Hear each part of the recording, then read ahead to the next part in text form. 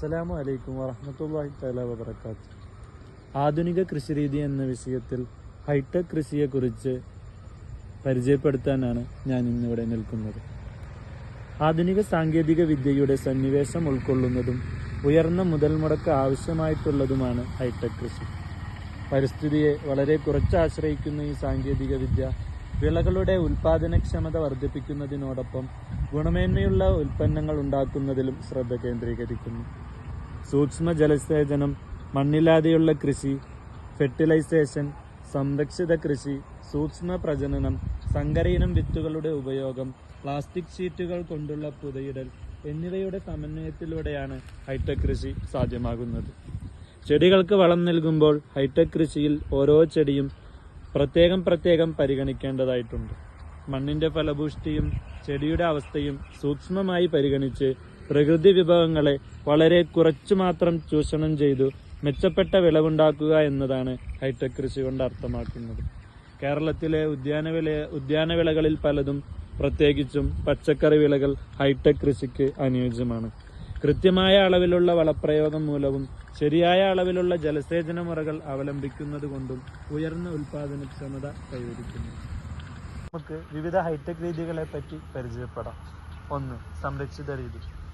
സംരക്ഷിത സസ്യഗൃഹങ്ങൾക്ക് പ്രധാനമായും ഒരു ചട്ടക്കൂടും അതിനു മുകളിൽ മേയാനായി ഉപയോഗിക്കുന്ന ആവരണവും സസ്യഗൃഹ അന്തരീക്ഷത്തെ നിയന്ത്രിക്കാൻ കഴിയുന്ന ഒരു സംവിധാനവും ഉണ്ടായിരിക്കും. ആവരണം ചെയ്യാൻ ഉപയോഗിക്കുന്ന സാധനങ്ങളുടെ അടിസ്ഥാനത്തിൽ സസ്യഗൃഹങ്ങളെ 3 തരംതിരിക്കാം. ഹരിതഗൃഹങ്ങൾ. ഇവയിൽ മേൽക്കൂരയും വശങ്ങളും പ്ലാസ്റ്റിക് ഷീറ്റ് കൊണ്ട് ആവരണം ചെയ്തിരിക്കും. ഗ്ലാസ് ഹൗസുകൾ. ഗ്ലാസ്, പോളികാർബണേറ്റ്, ഫൈബർ ഗ്ലാസ് ഇവയിൽ ഏതെങ്കിലും കൊണ്ട് ആവരണം ഉണ്ടാക്കുന്നു. Poly house. സ്റ്റെറിലൈസറുകൾ ചേർത്ത പോളി എത്തലിൻ ഷീറ്റ് കൊണ്ട് ആവരണം ചെയ്തവ. 2. ഹൈടെക് കൃഷി രീതി. കൃത്യത കൃഷി. സസ്യവളർച്ചയ്ക്ക് ആവശ്യമായ ജലം, പോഷകമൂല്യങ്ങൾ എന്നിവ കൃത്യമായ സമയത്ത്, കൃത്യമായ അളവിൽ, കൃത്യമായ രീതിയിൽ സസ്യങ്ങൾക്ക് നൽകുന്ന കൃഷി സമ്പ്രദായമാണ് കൃത്യത കൃഷി.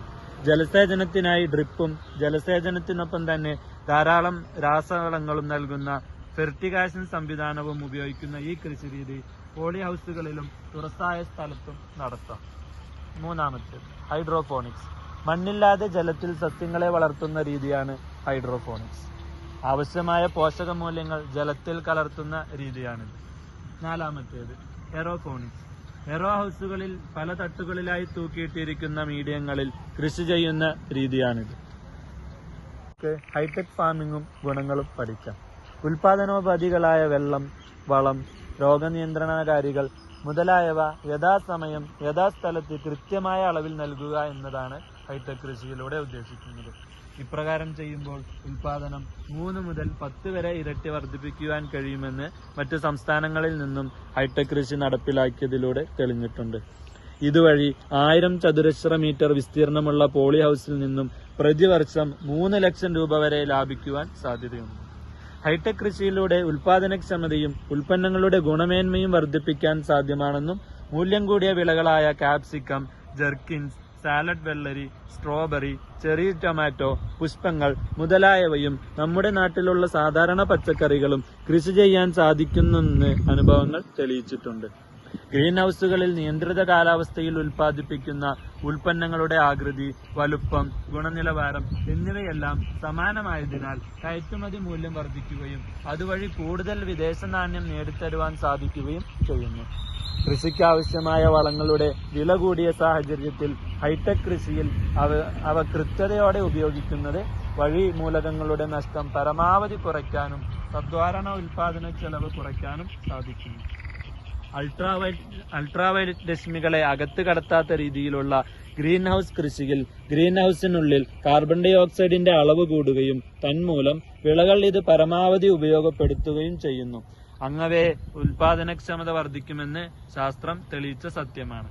കാലാവസ്ഥാപരമായി കൃഷിക്ക് ഒട്ടും അനുയോജ്യമല്ലാത്ത രാജ്യങ്ങളായ ഗൾഫ് മേഖല, അറേബ്യൻ രാജ്യങ്ങൾ, ഇസ്രായേൽ എന്നിവിടങ്ങളിൽ ഹൈടെക് കൃഷി വിജയപ്രദമായി നടപ്പിലായി വരുമെന്ന് ലോകത്തിന് തന്നെ മാതൃകയാണ്. തൊഴിലാളികളുടെ ദൗർലഭ്യവും വേതനവും കൂടുതലുള്ള കേരളത്തിൽ ഹൈടെക് കൃഷിയിലൂടെ ഇവ പരിഹരിക്കുവാനും ചെലവ് 50 മുതൽ 75% വരെ കുറയ്ക്കുവാനും സാധിക്കും. ഹൈടെക് കൃഷിയിൽ തൊഴിൽ കാര്യക്ഷമത 80 മുതൽ 90% വരെ കൂടുതലുമാണ്. വർഷത്തിൽ 6 മാസത്തോളം മഴ ലഭിക്കുന്നതിനാൽ നമ്മുടെ നാട്ടിലെ പച്ചക്കറി കൃഷി വേനൽക്കാലത്ത് പ്രധാനമായും നടത്തുന്നത്. എന്നാൽ ഗ്രീൻ ഹൌസുകളിൽ കൃഷി ചെയ്യുന്നതിലൂടെ വർഷത്തിലുടനീളം നമുക്ക് പച്ചക്കറി, പുഷ്പങ്ങൾ എന്നിവ കൃഷി ചെയ്യുവാൻ സാധിക്കുന്നു.